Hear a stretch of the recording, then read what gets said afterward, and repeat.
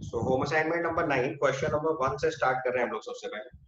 Question number 1 में it is given H2S contains 5.8% of hydrogen, water contains 11.11% hydrogen, while SO2 contains 50% of sulfur. This figure illustrates the law of। तो आप देखो, अगर इसमें हमने एक सब्सटेंस ले रखा है H2S, एक ले रखा है वाटर और एक लिखा है SO2। तो मैंने आपको बताया था अगर किसी भी प्रोसेस में तीन कंपाउंड्स दिखे तो it is mostly law of reciprocal proportion. तो आप एक एक करके लिख लो। सबसे पहले हमारे पास एक सब्सटेंस है वाटर, एक सब्सटेंस है SO2 और एक सब्सटेंस है H2S। इसका मतलब हम एक एलिमेंट लें सल्फर, एक लें हाइड्रोजन और एक लें ऑक्सीजन। तो सल्फर और ऑक्सीजन की रिएक्शन करा के वाटर, हाइड्रोजन और ऑक्सीजन रिएक्शन, सॉरी,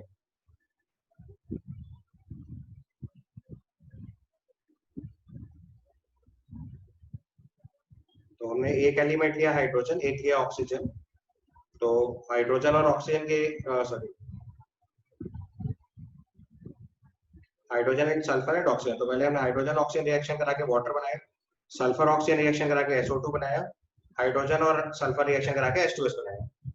अब इसमें आप परसेंटेज ऑफ सारे एलिमेंट दे रखे हैं, hydrogen oxygen and all that, तो उनको आप चेक करोगे तो ये they come out in reciprocal proportion. एक बार जिन्होंने नहीं किया वो फटाफट चेक करके देख लो। अगर कोई डिफिकल्टी है तो बताइए फिर से। सर तो इसमें परसेंटेजेस वगैरह क्यों दी गई हैं? परसेंटेजेस इसलिए दी गई कंफ्यूज जो हम लोगों ने एलिमेंट के जो स्टैंडर्ड परसेंटेज लिखे थे वो तो हमने अपने स्टैंडर्ड लिखे थे। अभी सवाल के हिसाब से जो परसेंटेज दिया है उससे सॉल्व कर लो, क्योंकि हम परसेंटेज तो इंडिविजुअली भी सॉल्व कर सकते हैं ना। तो आपको जैसे H2S में परसेंटेज ऑफ हाइड्रोजन दिया 5.88%, इसलिए हम ऑप्टेंड एक्सपेरिमेंटली, तो ये नियरेस्ट आंसर्स में आएगा। तो जैसे H2S के अंदर सल्फर हाइड्रोजन परसेंटेज दिया हुआ है आपको 5.88, तो ऑटोमेटिकली जो सल्फर का परसेंटेज आएगा वो 100 में से सब्ट्रैक्ट करके लिख देना। ऐसे सबके अलग अलग परसेंटेज लिखो और चेक करो। लास्ट में मैंने जो बताया था वो मैंने standard percentages with the mole लिख दिया था। वो तो लॉ वेरीफाई कर रहे हैं ना, हमने पहले ही मान लिया था कि लॉ वेरीफाइड है, इसलिए मैंने आपको वही डेटा लिख के दिखा दिए थे मोल्स के साथ। अब हमने एक्सपेरिमेंटली वाटर के अंदर हाइड्रोजन और ऑक्सीजन का परसेंटेज निकाला, तो हमने अलग से निकाला और उससे चेक किया, राइट। H2O के अंदर 2:1 मोल रेशियो है, ये तो तब पता चलेगा ना जब लॉ पता है। ये तो उस टाइम का क्वेश्चन है जब लॉ पता ही नहीं था। अभी तो हम चेक कर रहे हैं कि ऐसा होता है कि नहीं होता है, तो उसमें जो परसेंटेज निकाला उससे चेक करो, सेम रिजल्ट आएंगे। Okay sir. After this you ask question number 6।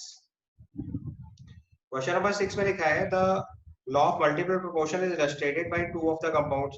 तो मल्टीपल प्रोपोर्शन के मैंने बताया था एक ही एलिमेंट दो एलिमेंट से रिएक्ट करने वाले दो या दो से ज्यादा कंपाउंड्स लिखने होते हैं। तो जैसे देखो पहला एग्जांपल है सोडियम क्लोराइड, तो उसमें NaCl और NaBr एलिमेंट्स डिफरेंट कर दिए हमने। एक सोडियम है, एक क्लोरीन है, एक सोडियम है, एक ब्रोमाइड है, तो इसमें लॉ ऑफ मल्टीपल प्रोपोर्शन हो ही नहीं सकता, क्योंकि दो एलिमेंट से रिएक्ट करने वाले दो से ज्यादा कंपाउंड लिखना है। ये सोडियम और क्लोरीन का कंपाउंड है, सोडियम और ब्रोमीन का कंपाउंड है। इसके बाद दूसरा कंपाउंड दे रखा है वाटर एंड T2O। ये चीज मैंने आपको लास्ट क्लास में बताई थी कि आइसोटोप्स के लिए law of multiple proportion applicable नहीं होता है। तो हाइड्रोजन और ड्यूटेरियम में हाइड्रोजन और ऑक्सीजन की रिएक्शन है, ड्यूटेरियम और ऑक्सीजन की रिएक्शन है, तो they are considered as different elements और different compounds because their mass number is different, right. तो आइसोटोप्स को हम लोग सेम नहीं मानते हैं, तो आइसोटोप्स के लिए मल्टीपल प्रोपोर्शन अप्लाई नहीं करते। अगला कंपाउंड दे रखा है caustic soda and caustic potash. Caustic soda जानते हो NaOH और कास्टिक पोटाश इज KOH। फिर से वही सेम प्रॉब्लम, एलिमेंट्स ही डिफरेंट है। लास्ट वाला केस मैच करेगा, SO2 और SO3 है, दोनों कंपाउंड सल्फर और ऑक्सीजन से रिएक्ट कर रहे हैं, तो फिक्स्ड अमाउंट ऑफ ऑक्सीजन के सल्फर का रेशियो आपके फिक्स्ड रेशियो में आएगा, एलिमेंट्री रेशियो है, तो that confirms your law of multiple proportion. Law of multiple देखो फिर से याद करा देता हूँ, बहुत सिंपल तरीका है। आपको अगर law of constant proportion check करना है तो किसी एक गिवन कंपाउंड के परसेंटेजेस को चेक करना होता है और उसके एलिमेंट्स को चेक करना होता है। लॉ ऑफ मल्टीपल प्रोपोर्शन में दो एलिमेंट से रिएक्ट करा के दो या दो से ज्यादा कंपाउंड्स बनाने और उनके अंदर किस जो एक एलिमेंट है उसके फिक्स मास के लिए दूसरे एलिमेंट का परसेंटेज चेक करोगे तो एक सिंपल रेशियो में आएगा, तो that confirms multiple proportion. Reciprocal proportion के लिए हमें तीन एलिमेंट चाहिए होते हैं, जिसमें दो एलिमेंट किसी तीसरे एलिमेंट से रिएक्ट करके दो कंपाउंड्स बनाएंगे और वो दोनों एलिमेंट भी डायरेक्ट रिएक्ट करके एक कंपाउंड बनाएंगे। तो अगर जो दो कंपाउंड्स बने उनके अंदर थर्ड एलिमेंट के फिक्स मास के लिए एलिमेंट 1:2 का जो रेशियो आएगा वही उनके बीच में बने हुए कंपाउंड्स के बीच में भी जो रेशियो आएगा उससे मैच कर जाएगा, तो that will be considered as law of reciprocal proportion. ठीक है, चलो इसके बाद क्वेश्चन नंबर 7 देखो, ये थोड़ा अच्छा सवाल है। क्वेश्चन नंबर 7 में दिया हुआ है zinc ore is treated with sulfuric acid, leaving a solution with some undissolved bits of material and releasing hydrogen sulfide gas. If 10.8 gram of zinc ore is treated with 50 ml of sulfuric acid with density 1.2 gram per ml, 65.2 gram of solution is and undissolved material remains. In addition, hydrogen sulfide with a density of 1.4 gram per liter is evolved. What is the volume in liters of the gas? तो देखो अब ये बहुत बड़ा सवाल है, अभी मैं कुछ आइडिया नहीं है, लेकिन हमें लॉ ऑफ कंजर्वेशन ऑफ मास पता है। तो हमें पता है कि जिंक की रिएक्शन हुई सल्फ्यूरिक एसिड से, और उसके बाद हमारे पास एक तो H2S बना और एक कुछ हमारे पास अनडिसॉल्व्ड मटेरियल बचा। सो इसके बाद जो बचा वो है solution plus undissolved material, solution plus undissolved material. ठीक है, अब law of conservation of mass के हिसाब से जिंक प्लस सल्फ्यूरिक एसिड का जो टोटल मास होगा वो H2S प्लस बचा हुआ जितना मास है उसके टोटल मास के इक्वल होगा। तो क्वेश्चन में देखो आपको दिया हुआ है कि जिंक जो हमने लिया है वो 10.8 ग्राम, H2SO4 के केस में 50 ml लिया है और उसकी डेंसिटी 1.2 ग्राम पर ml है। तो हम इससे मास निकाल लेंगे इसका।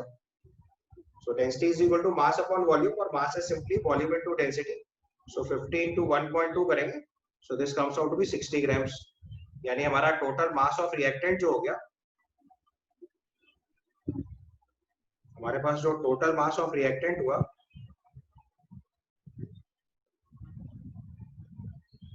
ये हो गया 70.8 ग्राम्स। अच्छा, आप दूसरी साइड में चलो। दूसरी साइड में उसने बोला हुआ है कि सॉल्यूशन प्लस अनडिसॉल्व्ड मटेरियल जितना भी है उसका टोटल मास जो हमें दिया हुआ है दैट इज 65.2 ग्राम्स। तो इसमें अगर हम H2S का मास और ऐड कर देंगे तो टोटल मास 70.8 ग्राम आना चाहिए कंजर्वेशन ऑफ मास की वजह से।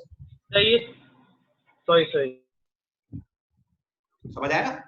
तो हमें कंजर्वेशन ऑफ मास लगाना है तो बस H2S का mass plus 65.2 should be equal to total mass of reactants. तो अगर हम यहाँ पे law of conservation of mass लगाएंगे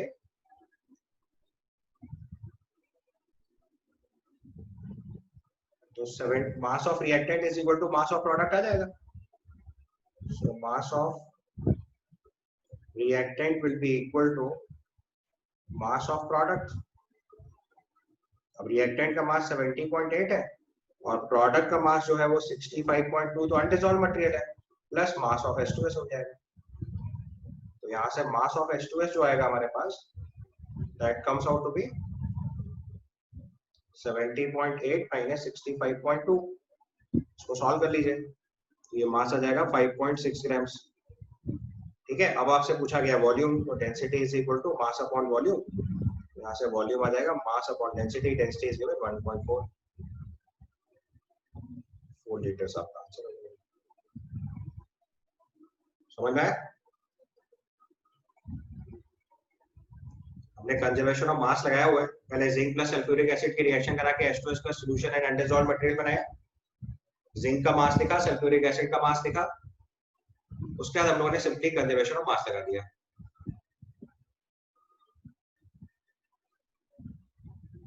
क्लियर?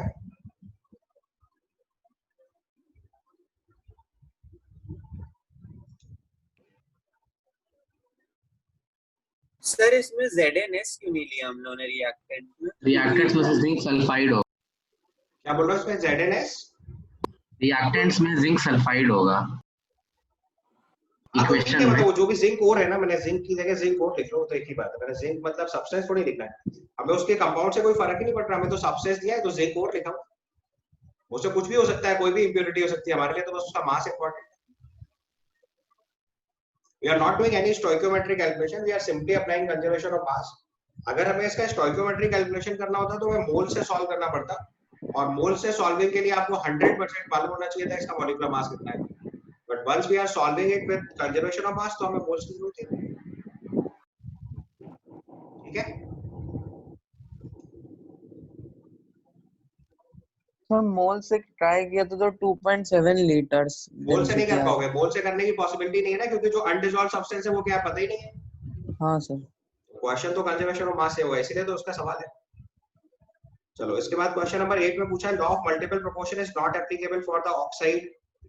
तो फिर से देखो सेम लॉजिक है, मल्टीपल प्रोपोर्शन तभी लगेगा जब दो एलिमेंट से रिएक्ट करने के बाद दो या दो से ज्यादा कंपाउंड बने।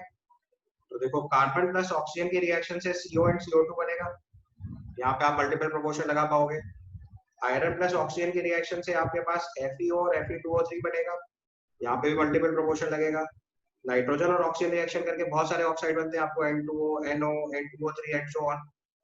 बट एल्यूमिनियम के केस में अगर ऑक्सीजन से रिएक्शन होगी तो इससे एक ही ऑक्साइड बनेगा Al2O3, तो यहाँ मल्टीपल प्रोपोर्शन नहीं लगा सकते। Law of multiple proportion will be applicable only in the case when law of multiple proportion is applicable only in a case when you have two or more than two compounds formed from the reaction of two different elements. तो aluminium और oxygen की reaction होकर एक ही compound बन रहा है Al2O3, तो आप यहाँ पे लॉ ऑफ मल्टीपल प्रोपोर्शन लगा ही नहीं सकते, अप्लाई नहीं कर सकते। ठीक है, देन कम्स क्वेश्चन नंबर 9। समझ गए ना क्वेश्चन नंबर 8? क्वेश्चन नंबर 8 में पूछा है लॉ ऑफ मल्टीपल प्रोपोर्शन कब अप्लाई करेंगे। तो लॉ ऑफ मल्टीपल प्रोपोर्शन आप केवल तभी अप्लाई कर सकते हो जब आपको पता हो कि दो एलिमेंट जो यूज कर रहे हो उनसे रिएक्ट करने के बाद दो या दो से ज्यादा कंपाउंड्स बनेंगे। जब तक वो नहीं बनेंगे तब तक आप law of multiple proportion apply नहीं कर सकते। ठीक है सर, एक बार इसी की साइड में रेसिप्रोकल एक बार बता दीजिए थोड़ा सा। रेसिप्रोकल प्रोपोर्शन इस पे लगा नहीं सकते ना, रेसिप्रोकल प्रोपोर्शन के लिए तीन एलिमेंट चाहिए, आप बार बार कंफ्यूज कर जा रहे हो। एक सब्सटेंस की बात करेंगे तो कांस्टेंट प्रोपोर्शन, दो एलिमेंट रिएक्ट करा के दो या दो से ज्यादा कंपाउंड्स बनाएंगे मल्टीपल प्रोपोर्शन, तीन एलिमेंट्स को इन्वॉल्व करा के कंपाउंड्स बनाएंगे तो रेसिप्रोकल प्रोपोर्शन। तो दो एलिमेंट के साथ रेसिप्रोकल प्रोपोर्शन लगा ही नहीं सकते। अच्छा, ठीक है ना, अभी रेसिप्रोकल प्रोपोर्शन बताया था, जैसे रेसिप्रोकल प्रोपोर्शन ये वाला क्वेश्चन अप्लाई हो रहा है। देखो यहाँ एक एलिमेंट हाइड्रोजन है, एक सल्फर है, एक ऑक्सीजन है, तीन एलिमेंट्स हैं, तो रेसिप्रोकल प्रोपोर्शन लगेगा। जी सर। ठीक है, चलो then comes question number 9. Question number 9 is when two elements A and B combines to form compounds X and Y. For the fixed mass of A, masses of B combines with the compound A and B are. For the fixed masses of A, masses of B combined for the compound A and B are in 3:7 ratio. If compound X if in compound X 4 gram of A combines with 12 gram of B, then in compound Y 8 grams of A will combine with how many grams of B? तो देखो क्या हो रहा है कि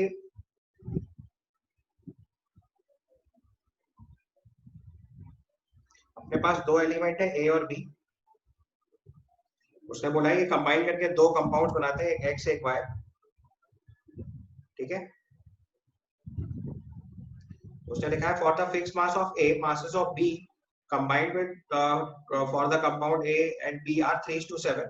तो मतलब अगर इसके अंदर A:B लिखेंगे और इसके अंदर A:B लिखेंगे, तो अगर इसका अमाउंट फिक्स कर दिया गया है तो इसके अमाउंट जो Y और Z आ रहा है तो वो आपको लिखा हुआ है Y:Z की वैल्यू आपको दे रखी है 3:8, 3:7 बेसिकली। ठीक है, तो उसने लिखा है A combines with 12 gram of B, यानी ये वैल्यू आपको 12 ग्राम दे रखी है, and then in compound Y, तो इसका 4 ग्राम जो है वो 12 ग्राम से रिएक्ट कर रहा है, और कंपाउंड Y में ये चीज दे रखी है 8 gram of A combines with how many grams of A, so this is 8 ग्राम।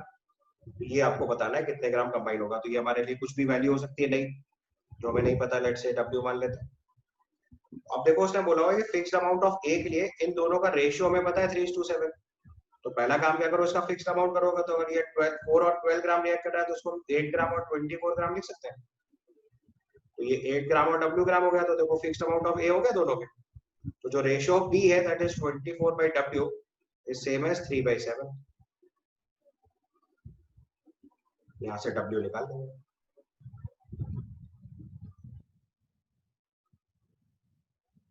ये आपका 56 ग्राम आ जाएगा।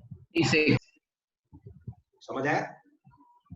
क्वेश्चन में पढ़ो, उसमें क्वेश्चन में लिखा है कि अगर हम एक कंपाउंड दो A और B रिएक्ट करा के दो कंपाउंड X एंड Y बना रहे हैं, तो A के फिक्स मास के लिए जो B का अमाउंट कंबाइन कर रहा है वो 3:7 रेशियो में। इफ द कंपाउंड X जो बन रहा है उसमें 4 ग्राम A है और 12 ग्राम B है, दूसरे कंपाउंड में 8 ग्राम A और कितने ग्राम B है निकालना है, तो तो पहले ए का अमाउंट फिक्स करो, तो ये 8 ग्राम जो दिया था ये 4 ग्राम दिया था, तो 4 ग्राम को डबल करो 8 ग्राम हो गया। तो अगर x डबल करेंगे तो y भी डबल हो जाएगा रेशियो के हिसाब से। तो 4 gram of A is combining to form 12 gram of this substance, तो हमारा 8 ग्राम कितने से कंबाइन करेगा 24 ग्राम से। इस रेशियो को सिंपलीफाई कर दो, 3/7 के इक्वल कर दो 56। ठीक है, now question number 10। Question number 10 में देखो दिया हुआ है quantity of 10 gram of hydrocarbon exactly requires 40 gram of oxygen for complete combustion. The product formed are CO2 and water. When CO2 is formed, it is absorbed completely in lime water. The mass of the solution increases by 27.5 gram. The mass of water produced. तो देखो अगर हमने CO2 को lime water में add कराया तो इससे बोल रहे हैं 27.5 ग्राम मास इंक्रीज हो रहा है। तो जो भी मास इंक्रीज हुआ है वो कंजर्वेशन ऑफ मास की वजह से हुआ है, इसका मतलब मास ऑफ CO2 पता चल गया। लाइम वाटर में CO2 पास करने से जो मास इंक्रीज हुआ that is because of CO2। तो CO2 का मास पता चल गया। अब रिएक्शन में एक हाइड्रोकार्बन है, हमें पता नहीं फॉर्मूला क्या है, नीड नॉट टू नो। उसकी रिएक्शन ऑक्सीजन से करा के हमने कार्बन डाइऑक्साइड और वाटर बनाया हुआ। वाटर कार्बन डाइऑक्साइड का अमाउंट पता चल गया 27.5 ग्राम। 10 ग्राम हाइड्रोकार्बन है, 40 ग्राम ऑक्सीजन, कंजर्वेशन ऑफ मास लगा दो। So law of conservation of मास अगर अप्लाई करेंगे so this becomes 10 plus 40 is equal to 27.5 plus mass of water. इससे आप answer is that clear? Sir ये क्वेश्चन एक बार रिपीट कर दीजिए। इस क्वेश्चन में देखो पहले क्या है, अगर आप रिएक्शंस लिखने बैठोगे तो फंस जाओगे, इसीलिए मैंने आपको लॉ सिखाए। पहले law of conservation of mass apply करना सीखना है। अभी केमिकल इक्वेशन से भी सॉल्व करना सीखेंगे, बट उसमें हाइड्रोकार्बन का फॉर्मूला ही नहीं है तो हम केमिकल इक्वेशन लिख ही नहीं सकते। तो उसने बोला है 10 ग्राम हाइड्रोकार्बन 40 ग्राम ऑफ ऑक्सीजन के साथ कंबशन कराने के बाद कार्बन डाइऑक्साइड और वाटर बन रहा है। उसने बोला है कि वाटर को हमने लाइम वाटर में अब्सॉर्ब किया, जिससे लाइम वाटर का मास 27.5 ग्राम बढ़ गया। तो अगर आपने CO2 गैस लाइम वाटर में पास करी और उसका मास जो है वो 27.5 ग्राम इंक्रीज कर रहा है, तो उसका मतलब क्या हुआ, तो जो CO2 का मास है वो 27.5 ग्राम हो गया। Is that clear? Yes sir. अगर हमारा मास हो गया 27.5 ग्राम ऑफ CO2, तो कंजर्वेशन ऑफ मास लगाओ। हाइड्रोकार्बन 10 ग्राम है, ऑक्सीजन 40 ग्राम है, टोटल मास हमारे पास कितना है 50 ग्राम रिएक्टेंट का। तो प्रोडक्ट का भी कितना होना चाहिए 50 ग्राम। CO2 का मास कितना है 27.5 ग्राम, तो वाटर का मास निकाल लो। ठीक है,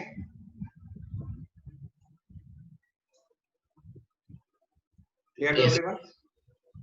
ओके, अब चलते हैं हम लोग अपने लेक्चर पे। तो अभी तक सबको क्लियर है ना, इसमें कोई प्रॉब्लम नहीं है? Hello sir. So next we move to the salt examples जो मैंने लास्ट क्लास में डिस्कस किया, लास्ट क्लास में आपको सेंड किए। इनमें से कोई क्वेश्चन है जो आपको नहीं क्लिक कर पाया? हाँ sir, second last question. Second वाला, second last means question number 7 6 अभी बता रहा हूँ। ये अब ये आज मुझे आपको ड्यूलॉन्ग पेटेंट लॉ बता रहा हूँ। एक मिनट बाद फर्स्ट 5 में कोई प्रॉब्लम हो तो बताइए। क्वेश्चन नंबर 1 to 5 में कोई इशू है? सर हम लोगों ने 2 के रिलेटिव मास से एक का मास कैसे निकाला? क्वेश्चन नंबर 3 में या 4th में हम लोगों ने दोनों की रिलेटिव परसेंटेज से उनका मास निकाल दिया, कैसे, मतलब उसमें क्या प्रिंसिपल लगा?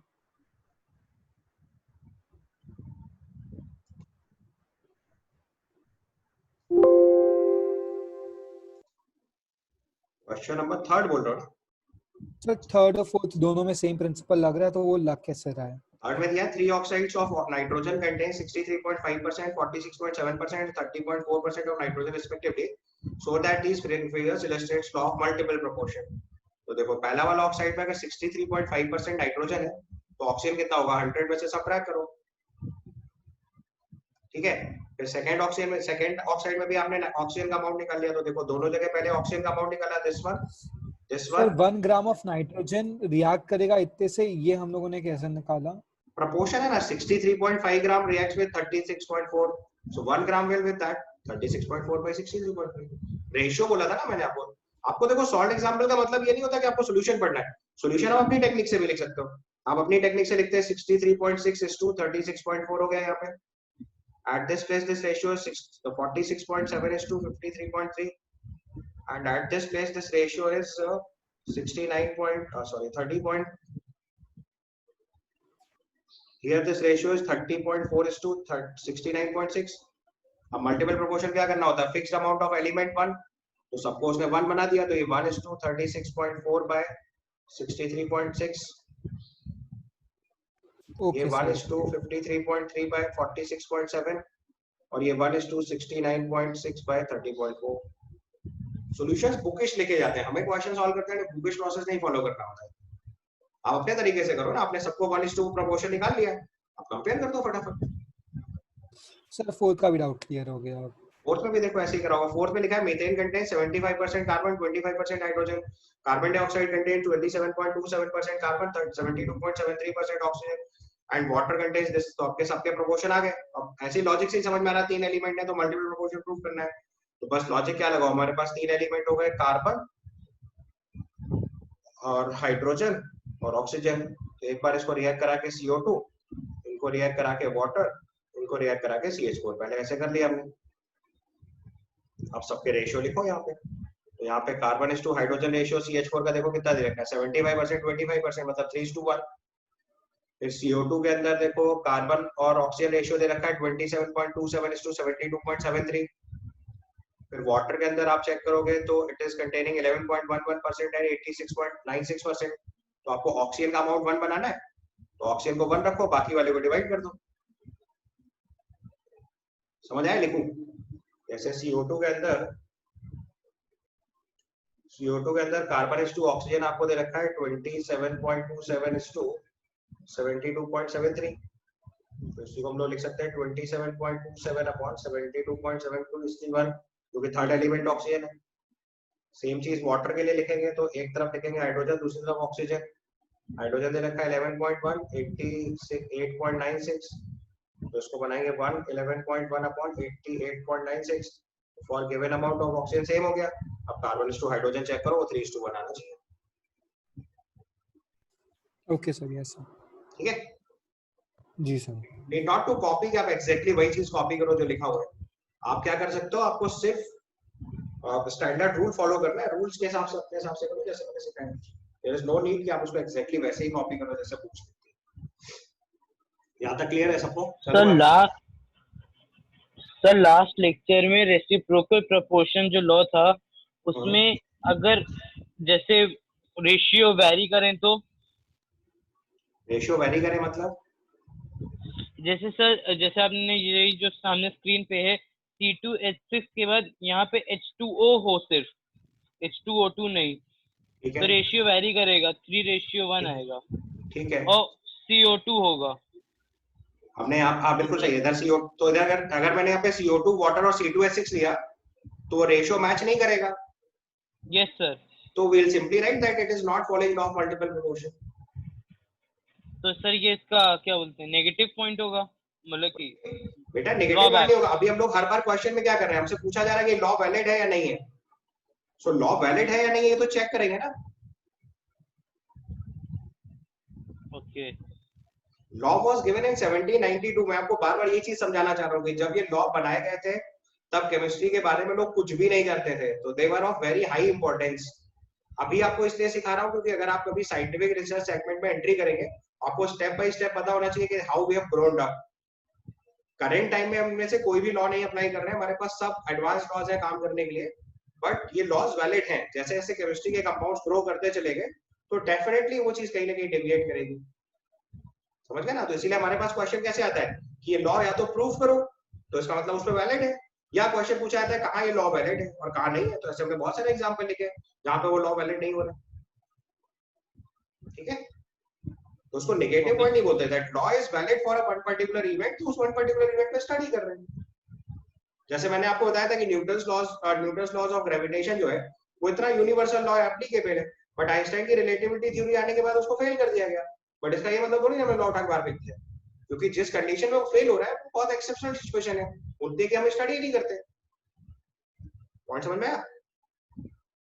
तो कोई भी लॉ जिस फ्रेम ऑफ रेफरेंस में वैलिड है उस फ्रेम ऑफ रेफरेंस में यूज करेंगे, जहां इनवैलिड हो जाएगा वहां हटा देंगे।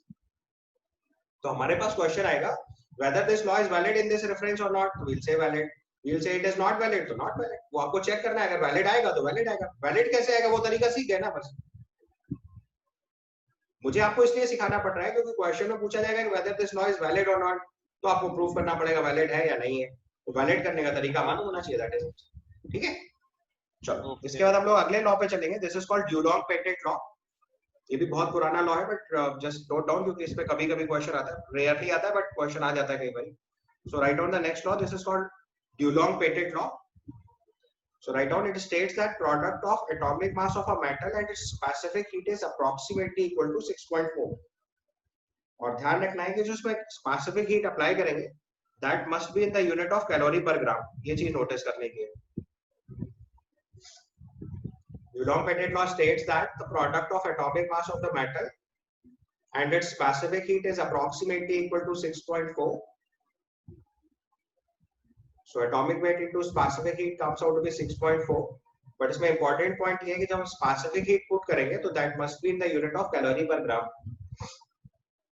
तो ये किसी भी एलिमेंट का approximate atomic weight निकालने में हेल्प करता है।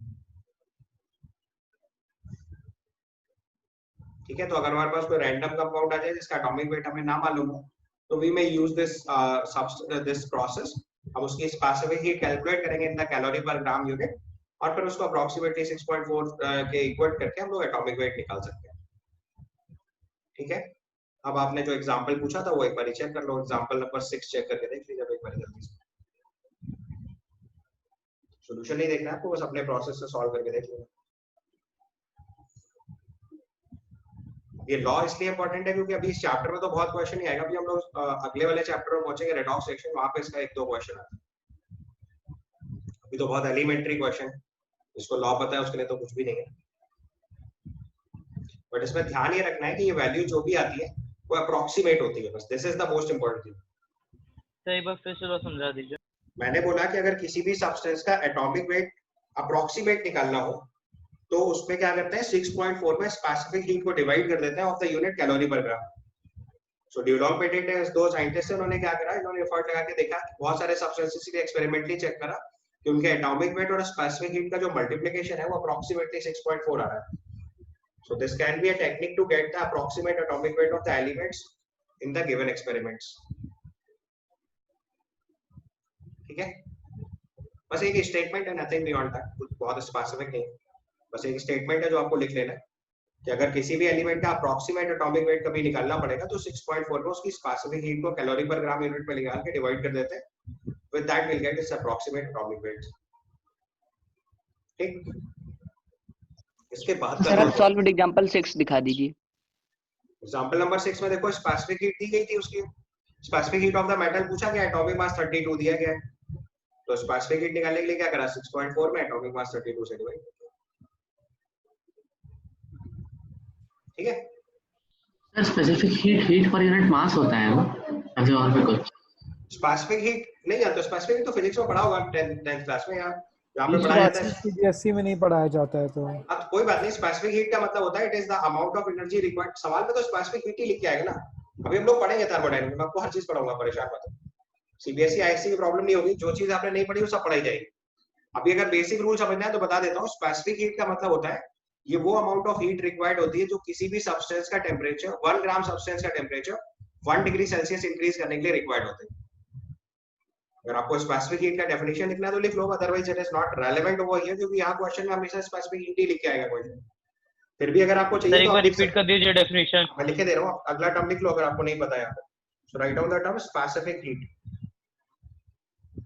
इनको नहीं क्लियर है वो लिख लीजिए, अदरवाइज भी इस तरह के क्वेश्चन पर रेलेवेंट नहीं है, it is more relevant in thermodynamics, but अभी लिख लो अगर आपको डाउट आ रहा है तो। स्पेसिफिक हीट टर्म लिख लीजिए, write down, it is the amount of heat required, it is the amount of heat required for the substance, it is the amount of heat required for the substance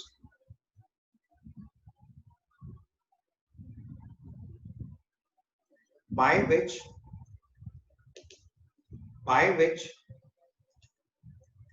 1 degree Celsius temperature can be raised for 1 gram of substance. It is the amount of heat required for a substance by which 1 degree Celsius temperature is raised for its 1 gram.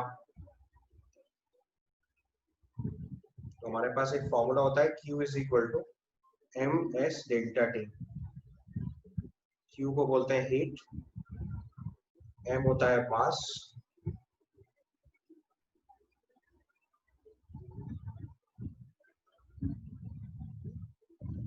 S हो गया आपका specific heat, और T हो गया temperature change. आप यहीं से देखो, आप डेफिनेशन बना लो। हमें स्पेसिफिक हीट निकालना था तो right Q upon S, Q upon m into delta T। मास 1 ग्राम ले लिया, टेम्परेचर चेंज 1 डिग्री सेल्सियस ले लिया, तो जितनी हीट सप्लाई करेंगे वही स्पेसिफिक हीट मिलेगा। ठीक है भाई, ये फॉर्मूला तो यूज किया होगा 100%, सीबीएसई में भी यूज किया होगा, heat is equal to ms delta T। नहीं किया तो कोई बात नहीं, परेशान नहीं होते, हम लोग सब पढ़ेंगे 11th क्लास में अच्छी पढ़ाई जाती है दोबारा। केमिस्ट्री के केस में ये चीज मान के चला जाता है कि आपने इसके पहले कुछ भी नहीं पढ़ा, except the elements and their formulas, उतना तो पता ही होता है। हाँ सर। कोई बात नहीं, परेशान नहीं हो, केमिस्ट्री में हर चीज का हम मतलब बिल्कुल फंडामेंटल से बताएंगे आपको, हर छोटी बात बताएंगे, आप टेंशन नहीं। सर जो ड्यूलॉन्ग एंड पेट्स लॉ में ये एट WT लिखा, ये क्या है सर? Atomic weight. यार इतना तो पढ़ना सीख जाओ। एटॉमिक वेट 80 WT, ऊपर स्टेटमेंट लिखा ना, it states that a product of atomic mass of a metal and specific heat is approximately equal to 6.4। दूसरी का फॉर्मूला बना दिया है, atomic weight into specific heat is equal to 6.4। ठीक है भी, ओके। चलो उसका नेक्स्ट लॉ लिख रहे हैं हम लोग, this is called Mitscherlich law of isomorphism. ये थोड़ा टेक्निकल लॉ है, जो अभी आपको नहीं जानते तो उसको बता रहा हूँ। तो पहले तो लॉ समझना है। So law says the compound having identical composition and identical crystal structure and the similar chemical formula are called isomorphous compound. So isomorphism का मतलब होता है कि ऐसे कंपाउंड्स जिनके मॉलिक्यूलर फॉर्मूला एक जैसे दिखेंगे या जिनके क्रिस्टलाइन अरेंजमेंट सेम होते हैं। ठीक है, तो जैसे एक एग्जांपल लिखा हुआ है KMnO4 एंड KClO4, तो ये हमें हेल्प करेगा अगर किसी भी कंपाउंड का हमें फॉर्मूला नहीं पता है तो हम उस जैसा फॉर्मूला लिख सकते हैं। तो ये तो बहुत बेसिक एग्जांपल है KMnO4 KClO4। तो व्हेनेवर वी विल से कि अगर किन्हीं दो कंपाउंड्स के आइडेंटिकल क्रिस्टलाइन अरेंजमेंट है तो we will say them as isomorphism, isomorphous. तो मिस्लिश के लॉ के हिसाब से ऐसे सब्सटेंस को आइसोमॉर्फस बोलते हैं and this is called Mitscherlich law of isomorphism. आपको थोड़ा एक टिपिकल एग्जांपल से बताता हूं तब आपको समझ आएगा। जैसे हमारे पास एक सब्सटेंस है green vitriol, this is FeSO4.7H2O। दूसरा सब्सटेंस है white vitriol, this is ZnSO4.7H2O। तीसरा सब्सटेंस है Epsom salt, this is your MgSO4.7H2O। अब आपको कोई इन तीनों कंपाउंड्स में आपको कुछ सिमिलरिटी दिख रही है? What is the similarity over here? कि हर कंपाउंड का फॉर्मूले का format same, format is same, water of crystallisation. हां, तो इसके फॉर्मेट में हमें क्या दिख रहा है कि पहले एक मेटल आयन है जिसकी वैलेंसी सारे एक ही फैमिली। हाँ, तो पहले हमें सबसे पहले दिख रहा है कि एलिमेंट के पास एक एलिमेंट है जिसमें ऑक्सीजन स्टेट +2 के साथ है, फिर एक सल्फेट आयन और फिर 7 वाटर मॉलिक्यूल्स हैं।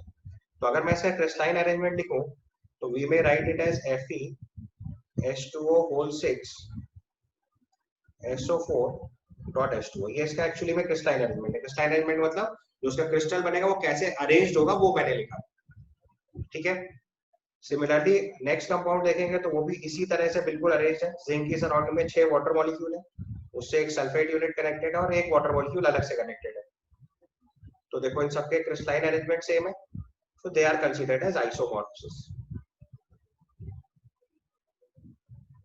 ठीक है, तो ये तीनों कंपाउंड हमारे लिए कैसे हो गए? आइसोमॉर्फस।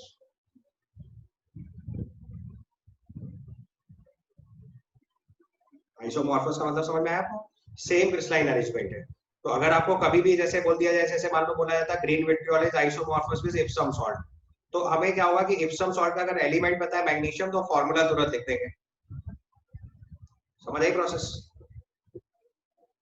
तो अगर हम इसका जनरल फॉर्मूला लिखें तो मेटल M सल्फेट और 7H2O। अच्छा, यहाँ पे एक बात और समझ लीजिए कि जैसे हम लोग एक सब्सटेंस लिख रहे हैं यहाँ पे, जैसे हमने लिखा ये FeSO4, पता नहीं आप लोगों को मालूम नहीं क्योंकि बहुत सारी बातें जो पहले बताई जाती है, बट कुछ लोगों नहीं क्लियर होगा तो बता रहा हूँ। तो जब भी ये लार्ज ब्रैकेट लगाएंगे ना, इसको पहचानने की आदत डाल लो थोड़ा, क्योंकि अभी आपको थोड़े दिन बाद टफ लगने लगेगा। तो जैसे ये लार्ज ब्रैकेट लिखा होता है तो इसका मतलब ये होता है कि जो लार्ज ब्रैकेट के अंदर लिखा हुआ है ना, वो कभी आयोनाइज नहीं होगा। तो इसके ऊपर +2 चार्ज, ये सल्फेट आयन और ये वाटर अलग से बनेगा। मतलब जो ब्रैकेट के अंदर वाली चीज लिखी होती है हम उसे आयोनाइज नहीं करते। बस ये एक ट्रिक याद कर लो। सर एक बार वापस समझा दीजिए थोड़ा। मैंने बोला कि अगर अभी इसको समझाऊंगा, एक्चुअली पूरा एक चैप्टर है हमारे पास कोऑर्डिनेशन कंपाउंड्स। तो ऐसे आप लोगों ने एसिड बेस सॉल्ट्स के टाइम पे पढ़ाया जाता है, कॉम्प्लेक्स सॉल्ट पढ़ाते हैं और एक डबल सॉल्ट पढ़ाते हैं। तो ये सब कॉम्प्लेक्स सॉल्ट कैटेगरी है, बट उसमें वही सेम प्रॉब्लम है कि सीबीएसई में उस चीज को लोग एलिमिनेट कर देते हैं, इसलिए दिक्कत हो जाती है। तभी मैं आपको यहाँ पे थोड़ा सा एलैबोरेट कर रहा हूँ।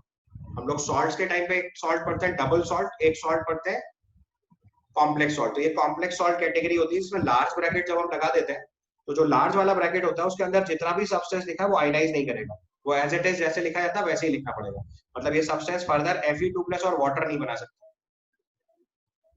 मतलब समझ में है? जैसे अगला सब्सटेंस लिखूं मैं, जैसे ZnH2O6 SO4.H2O है सपोज करो। तो अगर हमने इसको पानी में डाला तो ये ब्रेक होके Zn2+ आयन नहीं देगा, इट विल प्रोड्यूस ZnH2O6 2+ एक आयन ये मिलेगा plus sulphate ion plus water. समझ आया?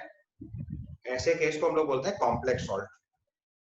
मतलब ये थोड़ी अलग से बात है, यहाँ पे इस लॉ के लिए उसका कोई यूज नहीं है, बट साथ में बता दे रहा हूँ क्योंकि पहली बार ऐसा सॉल्ट आ रहा है।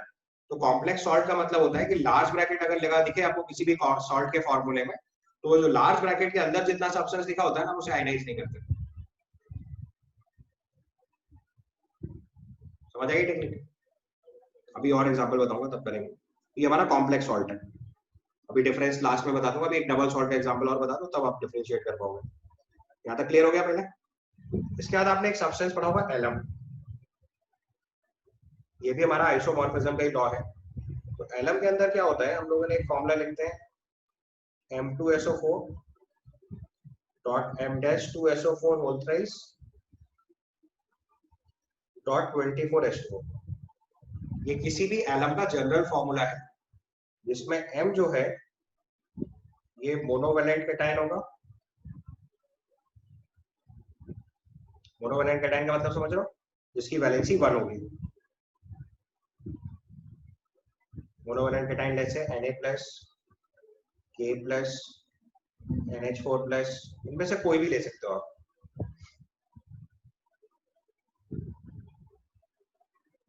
इसी तरीके से M- लेंगे तो ये ट्राइवेलेंट कैटायन होता है। Trivalent cation commonly taken is Al3+, Fe3+, Cr3+। ठीक है, बाकी सल्फेट आयन तो आपको पता है। तो जो सबसे कॉमन एलम आपने सीखा हुआ है उसको बोलते हैं पोटैश एलम। पोटैश एलम का फॉर्मूला होता है K2SO4.Al2SO4 तो जितने भी एलम है वो सब एक दूसरे के आइसोमॉर्फस होते हैं। यहीं पे जैसे मैं दूसरा एलम लिखूं क्रोम एलम, क्रोम एलम में K2SO4.Cr2SO4 so all the alums are isomorphous to each other. So this is chrome Chrome alum, CHROM, chromium से chrome आया ना, so all the alums are isomorphous.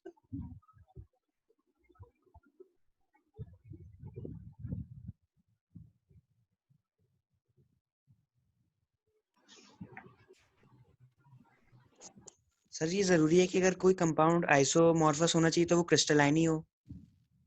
Majority of compounds में crystalline arrangement same होते हैं, उसी वजह से ये टर्म आया हुआ है।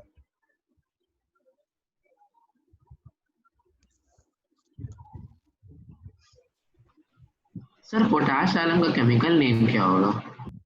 केमिकल नेम यही है, पोटेशियम।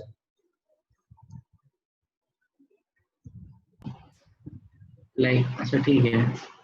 उसमें 2 सॉल्ट है ना, इसीलिए मैं बता रहा हूँ, वही चीज तो बताना चाह रहा हूँ आपको।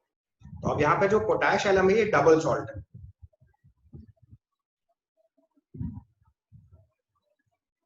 ये सब सर प्रॉब्लम्स 9 10 सारे में थोड़ा तो पढ़ाना चाहिए, लेकिन वो पढ़ाते नहीं तो क्या करेंगे। तो एक चैप्टर है एसिड बेस सॉल्ट, वो भी ठीक से नहीं पढ़ाते। सो पोटेश एलम जो है वो डबल सॉल्ट है। डबल सॉल्ट का मतलब इसमें एक साथ 2 सॉल्ट जोड़े हुए हैं। अगर आप ध्यान से देखो तो एक सॉल्ट K2SO4 है और एक सॉल्ट Al2SO4 है। दोनों सॉल्ट आप अलग अलग पढ़ते हो, एक पोटेशियम सल्फेट है, एक एल्यूमिनियम सल्फेट है। तो पोटेशियम सल्फेट और एल्यूमिनियम सल्फेट को कंबाइन करके हमने क्रिस्टलाइन फॉर्म बना दी, तो उसको बोलते हैं potash alum, which is double salt. Why I am saying double salt, क्योंकि जो डबल सॉल्ट को अगर हम पानी में ऐड करेंगे ना तो ये सारे आयंस बना देगा। ठीक है, अभी मैं आपको डिफरेंस बता रहा हूँ।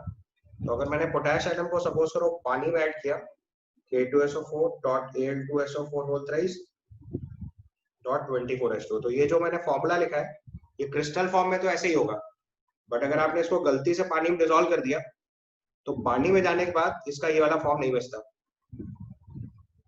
ये बन जाएगा K+ आयन, Al3+ आयन और सल्फेट आयन, बाकी सब खत्म। तो ऐसा फॉर्म सर इसीलिए जो बोलो बोलो बोलो। सर इसीलिए जो आपने बिग ब्रैकेट लगाया था तभी ये आयनाइज नहीं होता है। हाँ, ये डिफरेंस है डबल सॉल्ट के केस। अब यहाँ पे भी देखो 2 सॉल्ट है और वहां पे भी 2 सॉल्ट है, तो डबल सॉल्ट जो है वो डबल सॉल्ट जब आयनाइज करेगा तो सारे आयंस बन जाएंगे, लेकिन अगर कॉम्प्लेक्स सॉल्ट होगा तो पूरा आयनाइज नहीं होगा। अभी जैसे इसी के कॉम्पिटिशन में दूसरा एग्जांपल लिखो, सपोज करो K4FeCl6, ये लार्ज ब्रैकेट लगाया। अब ये कॉम्प्लेक्स सॉल्ट है, तो अगर कॉम्प्लेक्स सॉल्ट को आप पानी में डालोगे तो ये आयनाइज होगा K+ और FeCl6 4-। तो जो लार्ज ब्रैकेट है वो आयनाइज फर्दर नहीं होता है, ये अंतर है। ये समझ आया?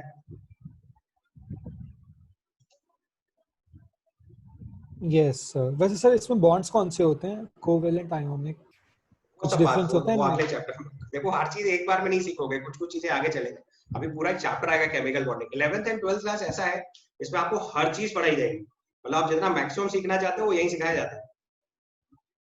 आपका कोर्स क्लास 1 से बढ़ते बढ़ते 12th तक आता है, फिर घटना शुरू हो जाता है। इसके बाद आपको स्पेसिफिक चीजें पढ़ाई जानी शुरू कर दी जाएगी। सो 11th 12th is one of the like brightest year of your education. बहुत कुछ पढ़ाया जाता है इसमें, इसलिए पेशेंस के साथ एक एक करके करिए। मैं सारी बातें सिखाऊंगा। अभी वो बातें प्रायोरिटी पे बता रहा हूँ जिनकी अभी आगे क्वेश्चंस में इमीडिएट जरूरत पड़ेगी। जो हम चैप्टर्स में आगे पढ़ सकते हैं उनको उसी टाइप पे सिखाएंगे। हमारे पास पूरा एक चैप्टर आएगा केमिकल बॉन्डिंग, जिसमें हम हर तरह के बॉन्ड, हर तरह के अरेंजमेंट, हर तरह के स्ट्रक्चर सीखेंगे। ठीक है, और उसको हम कम से कम 1-1.5 महीने पढ़ेंगे एकदम। अभी पहले इस बात पे इसलिए फोकस करना है क्योंकि ये चीज कभी कंफ्यूज कर सकती है आपको। इसका भी पूरा एक चैप्टर है कोऑर्डिनेशन का बॉन्ड, जहां मैं आपको समझाऊंगा कि कैसे बॉन्डेड होते हैं, कैसे स्ट्रक्चर्स होते हैं। अभी सिर्फ आपको एक बात प्रायोरिटी पे सीखनी है कि अगर हमारे पास डबल सॉल्ट लिखा होगा तो वो आयनाइज होकर सारे आयंस बना देगा, और अगर कॉम्प्लेक्स सॉल्ट लिखा होगा और पहचानोगे कैसे, कॉम्प्लेक्स सॉल्ट में लार्ज ब्रैकेट लगा होगा। तो अगर कहीं लार्ज ब्रैकेट लगा हुआ सॉल्ट दिखेगा तो आपको उसको कॉम्प्लेक्स सॉल्ट समझ लेना है। और ये कॉम्प्लेक्स सॉल्ट आयनाइज होने के बाद अपने लार्ज वाले ब्रैकेट के आयन को अलग नहीं करता, ये इसकी प्रॉपर्टी है। यानी कि अपने क्रिस्टलाइन अरेंजमेंट को सॉलिड स्टेट में रिटेन करके रखता है।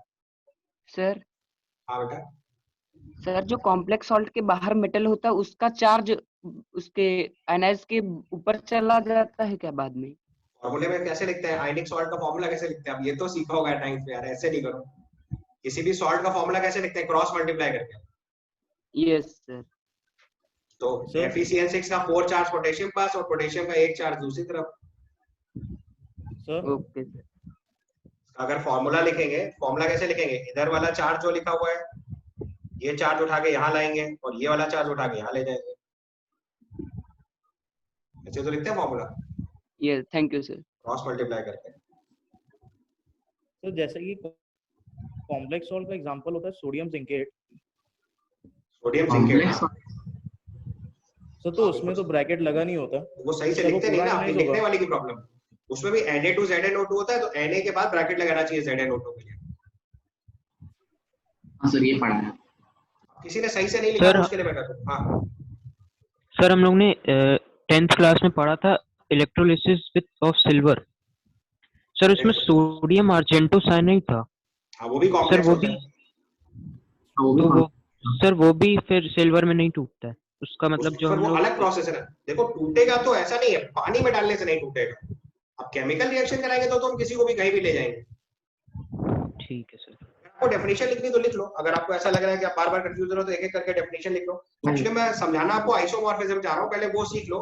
आइसोमॉर्फिज्म का मतलब होता है कि अगर मैंने बोला कि दो कंपाउंड आइसोमॉर्फस है तो उनका फॉर्मूला एक जैसा लिखना है।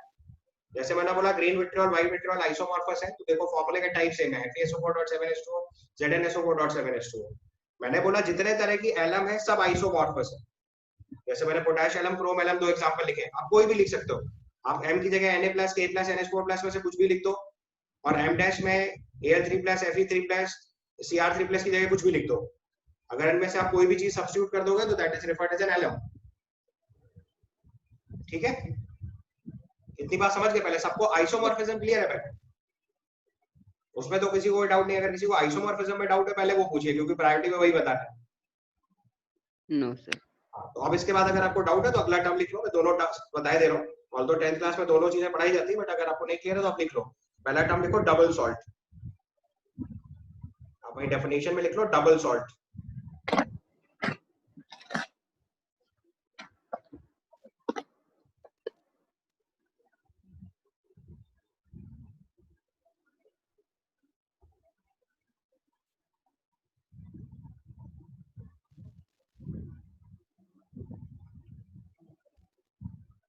आप पहला टर्म लिखो double salt.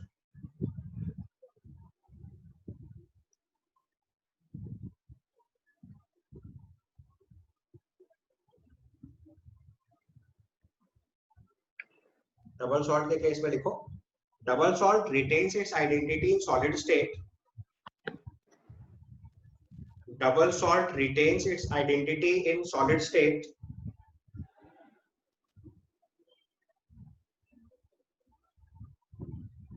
double salt retains its identity in solid state but breaks into its ions. Double salt retains its identity in solid state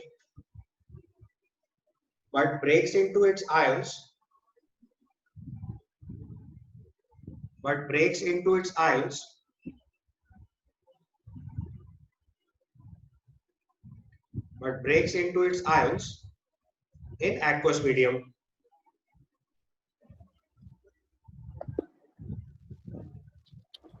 example लिखना है तो पोटैश एलम लिख लो, और एक एग्जाम्पल लिखना है तो यू कैन राइट मोहर सॉल्ट। मैंने आपको पढ़ाया था। So can you repeat?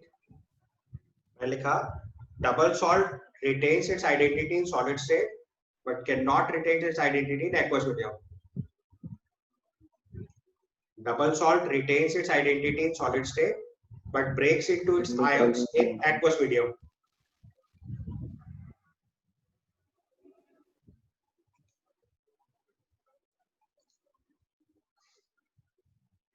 ठीक है, दूसरा टर्म लिखेंगे complex salt.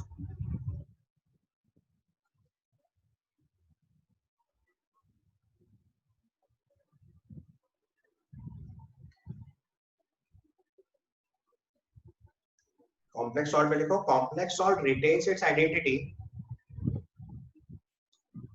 Complex salts retains their identity both in solid state as well as in aqueous medium.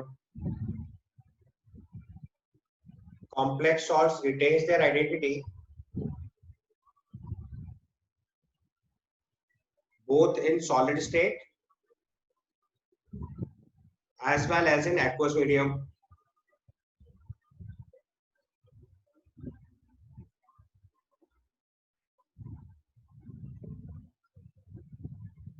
ठीक है, अब जैसे और एक एग्जांपल आपको सिखाऊं तो let's say you will take Mohr salt.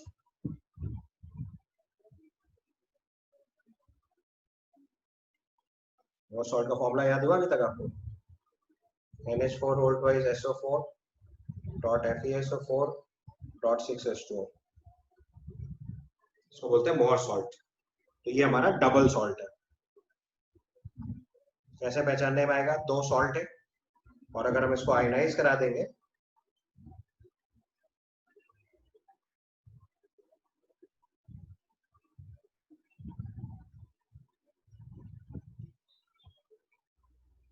अगर आपने इसको वाटर में ऐड किया तो इससे हमें एक आयन मिलेगा NH4+, एक आयन मिलेगा सल्फेट आयन और एक आयन मिलेगा Fe2+। ये कंफर्म हो गया डबल सॉल्ट।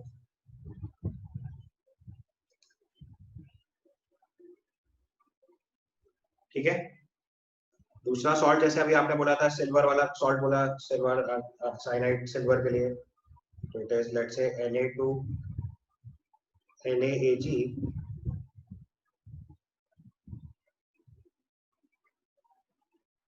ये देखो आपका कॉम्प्लेक्स सॉल्ट है। इसको आयनाइज कराएंगे तो इससे Na+ बनेगा और AgCl होल ट्वाइस माइनस बनेगा।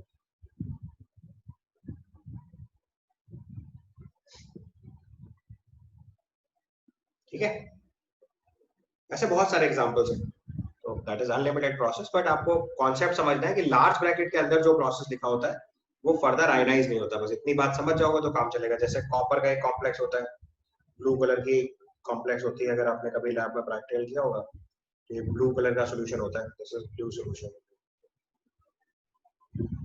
कॉपर टेट्रामाइन सल्फेट बोलते हैं। तो इससे Cu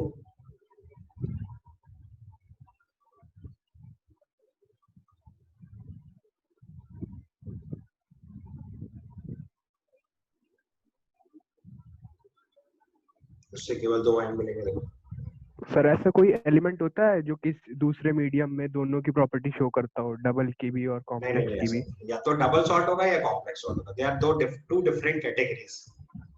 हम लोग सॉल्ट्स के क्लासिफिकेशन बोलते हैं, तो this is one of the classification. तो सॉल्ट्स के क्लासिफिकेशन में एक डबल सॉल्ट एक कॉम्प्लेक्स सॉल्ट, दोनों प्रॉपर्टी से शो करने वाला सब्सटेंस थे वो। अगर डबल सॉल्ट है तो डबल सॉल्ट है, कॉम्प्लेक्स सॉल्ट है तो कॉम्प्लेक्स सॉल्ट, क्योंकि प्रॉपर्टी से डेफिनेशन से डिफरेंस है ना। एक्वस मीडियम में आइडेंटिटी लूज कर देगा तो डबल सॉल्ट बोलेंगे, आइडेंटिटी रिटेन रखेगा तो कॉम्प्लेक्स सॉल्ट बोलेंगे। तो दोनों प्रॉपर्टी एक साथ कैसे आएगी? ठीक है, ओके, क्लियर है यहाँ तक सबको? इसके बाद हम लोग नेक्स्ट टर्म लिखेंगे कैनिज़ारोस principal.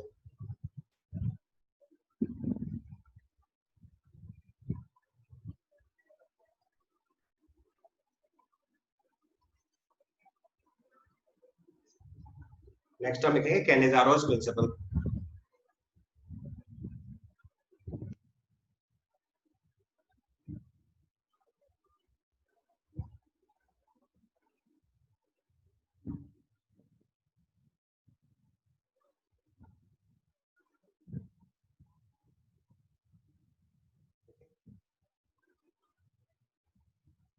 Write down the question, write down the state principle, Cannizaro's principle। तो कैनिज़ारो प्रिंसिपल के हिसाब से किसी भी एलिमेंट का अगर हम एटॉमिक वेट डिफाइन करते हैं तो वो स्मॉलेस्ट वेट होता है जो किसी भी एलिमेंट के अंदर उसके मॉलिक्यूलर वेट के साथ कैरी करेगा। So write down the statement, atomic weight of an element may be defined as smallest weight of an element present in a molecular weight of any of its compound. In other words, every compound has at least one atom of the element. मतलब अगर कोई भी एक compound है और उस compound के अंदर आपको पता है कि ये पर्टिकुलर एलिमेंट एग्जिस्ट करता है, तो उस पर्टिकुलर एलिमेंट का कम से कम एक एटम जरूर एग्जिस्ट करेगा। अगर एक भी एटम नहीं हुआ तो उसका मतलब वो एग्जिस्ट ही नहीं कर रहा, क्योंकि आपको पता है एटम स्मॉलेस्ट यूनिट है, उससे छोटी यूनिट में सब्सटेंस में वो एग्जिस्ट नहीं कर सकता। तो अगर कोई भी एलिमेंट किसी कंपाउंड के अंदर अगर फाइंड आउट हो रहा है तो इसका सीधा सीधा मतलब ये है कि उस सब्सटेंस का कम से कम एक एटम जरूर प्रेजेंट होगा।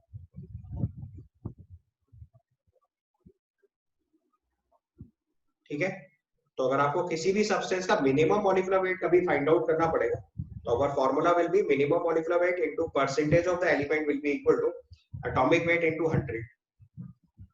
सर एक बार वापस प्रिंसिपल समझा दीजिए। प्रिंसिपल मैंने बोला कि अगर किसी भी कंपाउंड के अंदर आपको मालूम है कि एक पर्टिकुलर एलिमेंट एग्जिस्ट कर रहा है तो उस एलिमेंट का कम से कम एक एटम जरूर प्रेजेंट होगा। या इसको दूसरे तरीके से बनाए तो अगर किसी भी एलिमेंट्स के आपके पास बहुत सारे कंपाउंड्स हैं तो उन कंपाउंड्स के अंदर जो minimum amount of that element होगा किसी भी कंपाउंड में वही उसका एटॉमिक मास होता है जो उसके मॉलिक्यूलर वेट में एग्जिस्ट करेगा। जैसे मैं आपको एग्जांपल से समझाऊं, जैसे मान लो हमने कार्बन के कंपाउंड्स लिखे, कार्बन और हाइड्रोजन के कंपाउंड्स लिख रहा हूं, so let's say right CH4 C2H6 C3H8 C4H10, ये हमारे पास मान लो कार्बन और हाइड्रोजन के 4 कंपाउंड्स हैं। तो इसका मॉलिक्यूलर मास हमने लिखा 16 ग्राम, 16 ग्राम में 12 ग्राम कार्बन है। इसका मॉलिक्यूलर मास लिखेंगे 30 ग्राम, इस 30 ग्राम में 24 ग्राम कार्बन। इसका मॉलिक्यूलर मास निकालोगे तो 44 आएगा शायद, उस 44 में 36 ग्राम कार्बन है। इसका एटॉमिक मॉलिक्यूलर मास लिखोगे तो 58 ग्राम है और इसमें 48 ग्राम कार्बन है। ठीक है, तो उसने बोला हुआ है कि किसी भी एलिमेंट का जो एटॉमिक वेट होता है वो स्मॉलेस्ट वेट होता है जो उसके किसी कंपाउंड के मॉलिक्यूलर वेट में एग्जिस्ट करने वाला है। तो आप देखो कार्बन और हाइड्रोजन के हमने 4 कंपाउंड लिखे, इन कंपाउंड्स में जो मिनिमम अमाउंट ऑफ कार्बन आ रहा है वो कितना आ रहा है 12 ग्राम, यही उसका एटॉमिक वेट होगा। तो अगर कार्बन का कोई भी एग्जिस्ट करने वाला कंपाउंड है, उस एग्जिस्ट करने वाले कंपाउंड के अंदर जो कार्बन का मिनिमम अमाउंट मिलेगा हमें वो उसका एटॉमिक वेट होगा। क्योंकि अगर किसी कंपाउंड के अंदर कार्बन का 12 ग्राम से, उसके मॉलिक्यूलर वेट के अंदर कार्बन का 12 ग्राम से भी नीचे गया तो इसका मतलब कार्बन प्रेजेंट ही नहीं होगा। किसी भी कंपाउंड के अंदर कार्बन ऐसा नहीं हो सकता कि उसके एक मॉलिक्यूल के अंदर कार्बन आधा प्रेजेंट हो, half carbon is not possible, क्योंकि एटम कम से कम एक जरूर होगा। तो ये हमारा टेक्निक होता है किसी भी कंपाउंड का मिनिमम मॉलिक्यूलर वेट निकालने के लिए। अगर हमने बता दिया कि कार्बन के 4 एटम है तो पहले मिनिमम मॉलिक्यूलर वेट निकाल दो, उसका 4 टाइम्स कर दो। समझ आई टेक्निक?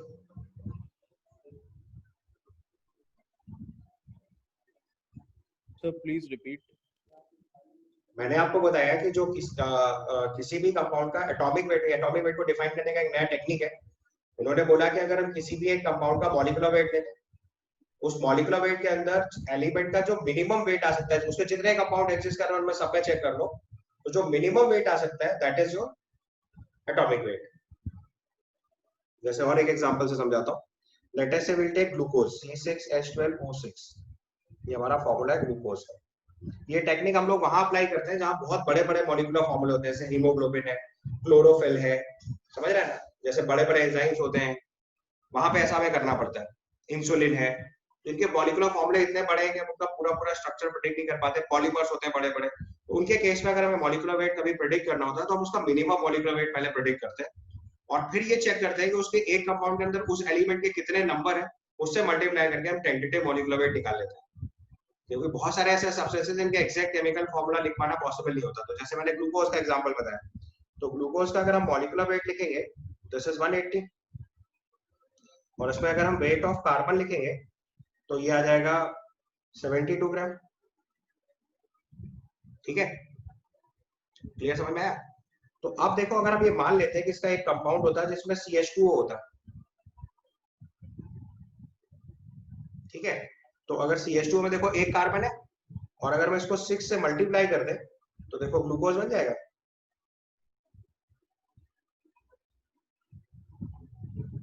ये पॉइंट समझ में आया? अगर हम CH2O में 6 मल्टीप्लाई करें तो ग्लूकोज बन जाएगा C6H12O6।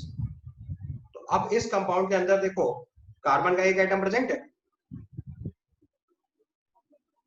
प्रेजेंट। तो अगर हम इसका मॉलिक्यूलर वेट लिखेंगे यहाँ पे सपोज करो, तो इस CH2O का अगर मॉलिक्यूलर वेट लिखें तो this comes out to be 30, और इसमें कार्बन का वेट चेक करो तो देखो 12 आ रहा है, कार्बन का एटॉमिक मास 12 होगा। तो अगर हमने ग्लूकोज की एक यूनिट चेक करी, उसका minimum molecular mass of carbon निकाल लिया, लेट्स से इट इज 12, और फिर हमने उसको 6 से मल्टीप्लाई कर दिया तो ग्लूकोज का मॉलिक्यूलर वेट आ गया। सर ये परसेंट ऑफ एलिमेंट क्या होगा? वो तो अभी हम सॉल्व करेंगे परसेंटेज ऑफ एलिमेंट, वो तो अभी क्वेश्चन आएगा तो बता रहा हूँ। जैसे ग्लूकोज में भी हम कार्बन का परसेंटेज निकालेंगे तो हमें पता चल जाएगा, वो परसेंटेज कॉम्पोजिशन निकालना सिखा रहा हूँ। तो पहले हम इसका एक क्वेश्चन कराते हैं तब आपको समझ आएगा कैसे करना है, ऐसे आप डायरेक्ट नहीं समझ पा रहे। पहले प्रिंसिपल समझ में आ गया। प्रिंसिपल ये है कि किसी भी कंपाउंड का अगर हम मॉलिक्यूलर वेट के अबाउट का बराबर का मास ले लें तो उसके अंदर उस एलिमेंट का जो मिनिमम पॉसिबल मास होगा वो एटॉमिक मास होगा, किसी एक कंपाउंड, सब में नहीं होगा। जैसे मैंने कार्बन का केस बताया, कार्बन हाइड्रोजन के पास हमारे 4 कंपाउंड है, तो हमने उसमें चेक करा जिसमें एक कार्बन है, उसमें जो कार्बन का अमाउंट आ रहा होगा वो मिनिमम आएगा और वही एटॉमिक मास होगा। ठीक है, तो अभी इसका एक क्वेश्चन करते हैं तब आपको आइडिया आएगा। तो आप क्या करो, सबसे पहले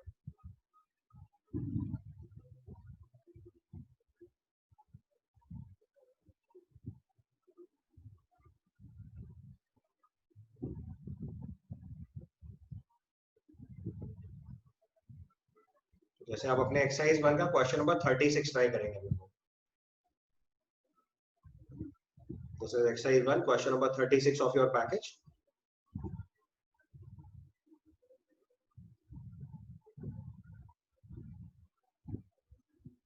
So it's given percentage of selenium in a peroxide and nitrous enzyme is 0.5% by weight. Atomic weight of selenium is given 78.4. Then minimum molecular weight of peroxide and nitrous enzyme is, तो आप देखो हमें इस enzyme का formula तो पता नहीं है, बट हमें पता है कि इस एंजाइम के अंदर सेलेनियम का परसेंटेज 0.5% है। तो मिनिमम मॉलिक्यूलर वेट का मतलब हुआ कि इस एंजाइम के अंदर कम से कम एक सेलेनियम जरूर होगा। इस एंजाइम के अंदर कम से कम एक सेलेनियम जरूर होगा, इतना कंफर्म हो गया। तो अब अगर हम इसका एटॉमिक वेट निकालना चाहें तो क्या हमने वही जो फॉर्मूला सिखाया था अभी वही अप्लाई कर दो। So minimum molecular wait is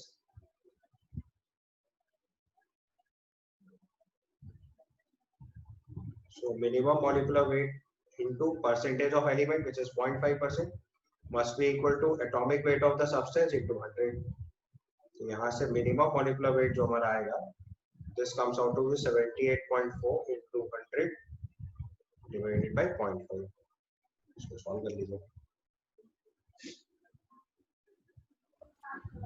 B है ये 1.568। अभी 1 मिनट रुक जाएगा, पूरी बात समझाऊंगा, क्वेश्चन तो सॉल्व हो गया।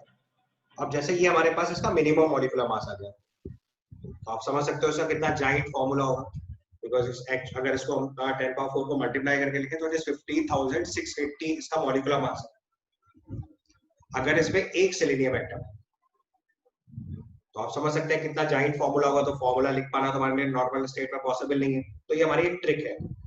अच्छा, अब अगर कोई इसमें बता दे कि भाई ये जो एनाइड्रस एंजाइम है इसके अंदर एक मॉलिक्यूल के अंदर 2 सेलेनियम है, तो हम इसका एग्जैक्ट मॉलिक्यूलर मास भी निकाल सकते हैं। ये मिनिमम मॉलिक्यूलर मास है assuming that 1 selenium atom is there, और अगर हमें अपनी एनालिसिस से ये पता चला है कि इसमें 2 सेलेनियम एटम है तो हम इसे 2 से मल्टीप्लाई कर देंगे, 4 सेलेनियम एटम है तो हम इसे 4 से मल्टीप्लाई कर देंगे। समझ आया प्रोसीजर?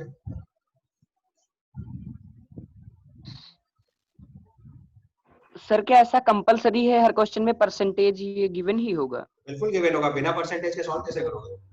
सर अभी 200 आटम आएगा ना इसका आंसर, 200 आटम्स हैं उसमें। क्यों? अगर एक वो एटम है, 78 200 एटम का एक एटम है, वन सिंगल एटम। सर उसका मिनिमम मॉलिक्यूलर वेट तो इतना आ रहा है। हाँ, मिनिमम मॉलिक्यूलर वेट इसका इतना है, तभी इसमें भी केवल एक ही सेलेनियम एटम है। अगर इसका पूरा फॉर्मूला लिखेंगे कंपाउंड का तो that contains only 1 selenium atom, बाकी और बहुत सारे एलिमेंट्स होंगे जो मुझे नहीं पता। मिनिमम मॉलिक्यूलर वेट एंजाइम का है? हाँ, एंजाइम का मिनिमम मॉलिक्यूलर वेट है obviously. Okay, minimum molecular weight of peroxide anhydrous enzyme is, तो एंजाइम का मिनिमम मॉलिक्यूलर वेट है, उसके अंदर एक सेलेनियम है जिसका मास 78.4 है। ठीक है सर अगर 2 होते तो 2 डबल कर सेलेनियम देते होते इसी को। तो? अगर इसी में बोल देता है कि सेलेनियम के 2 एटम है, ये हमने अपनी एनालिसिस से पता कर लिया, तो इसी को डबल कर देते। 3 हो गए तो ट्रिपल कर देते, 4 होता तो सर 4 किसको बढ़ा देते। अच्छा वेट को? हाँ, जो Atomic- मॉलिक्यूलर वेट है ना, ये मिनिमम मॉलिक्यूलर वेट है ना, और ये किसको करेस्पॉन्ड कर रहा है? एक सेलेनियम Yes, एटम। sir. अब बोलेगा 2 सेलेनियम एटम तो इसका डबल हो जाएगा, 4 सेलेनियम एटम है तो इसका 4 टाइम्स कर देंगे। समझ आया ना?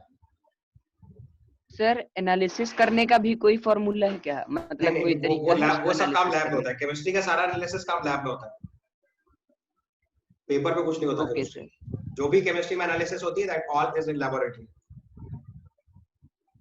ठीक है, कॉन्सेप्ट समझ में आ गया पहले सबको?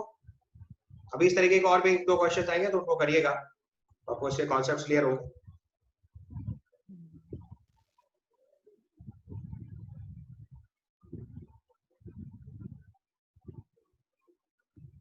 ठीक है भाई, ओके। चलो, इसके बाद अब हमें एक नया कॉन्सेप्ट सीखना है, This is application of moles in chemical equations.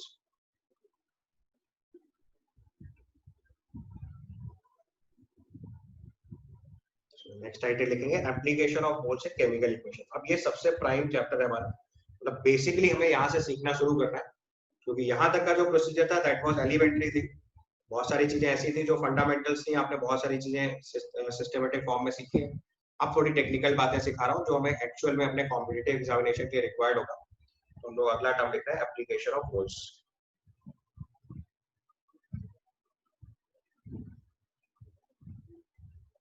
In chemical equations.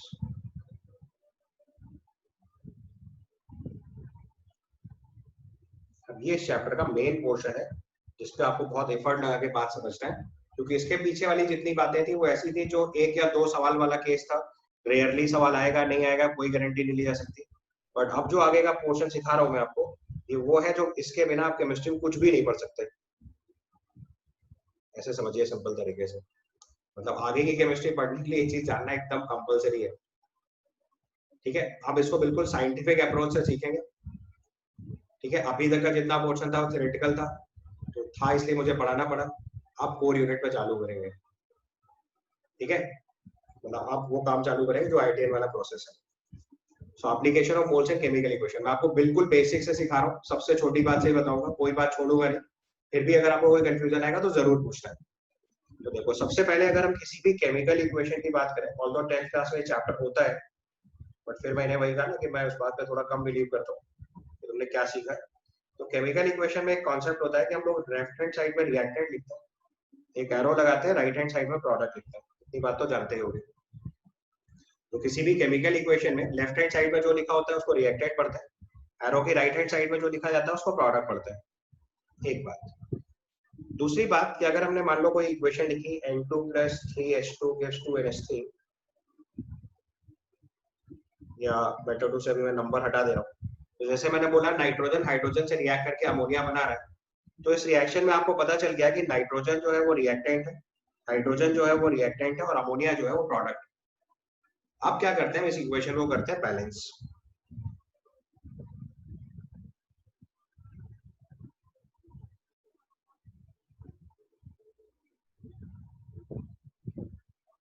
तो अगर हम किसी भी केमिकल इक्वेशन को बैलेंस करते हैं तो क्या बैलेंस करते हैं इसमें?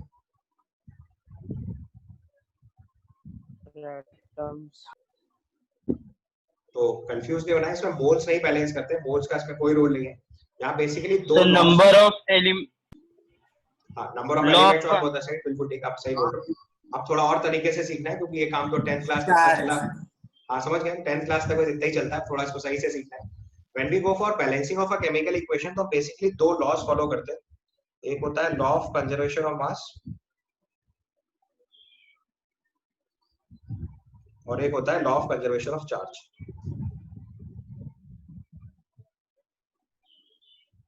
Law of conservation of mass and law of conservation of charge.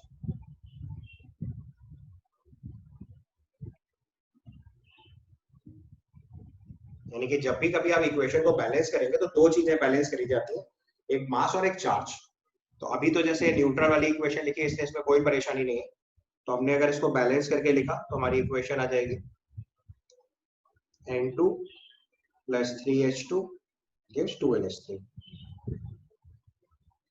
ठीक है, बैलेंस केमिकल इक्वेशन में जो न्यूमेरिकल कोएफिशिएंट्स आते हैं, इसको हम लोग टेक्निकल टर्म बोलते हैं stoichiometric coefficients. So numerical coefficients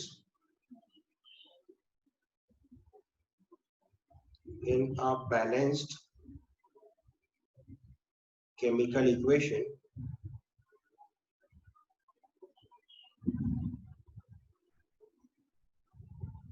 is known as stoichiometric coefficient.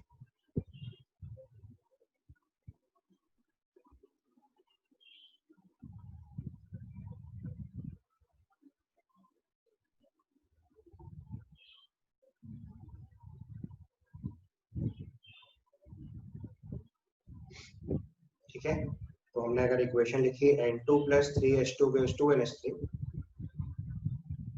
तो इस इक्वेशन में अगर हमसे बोला जाए स्टोइकियोमेट्रिक कोएफिशिएंट बताओ,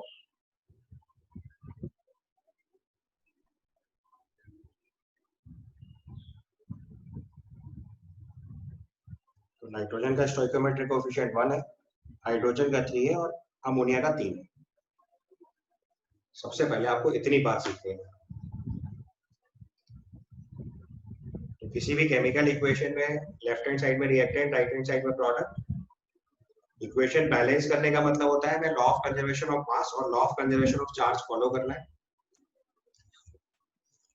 इक्वेशन बैलेंस करते टाइम आपने दोनों तरफ एलिमेंट्स को बैलेंस करा दिया। बैलेंस कराने के बाद जो आपकी फाइनल इक्वेशन आई, उस इक्वेशन में जो न्यूमेरिकल नंबर्स आ रहे हैं रिएक्टेंट्स और प्रोडक्ट्स के साथ, उन नंबर्स को बुलाया जाता है स्टोइकोमेट्रिक कोएफिशिएंट्स। और हमारी किसी भी केमिकल इक्वेशन को डील करने के लिए सबसे इंपॉर्टेंट फीचर यही है।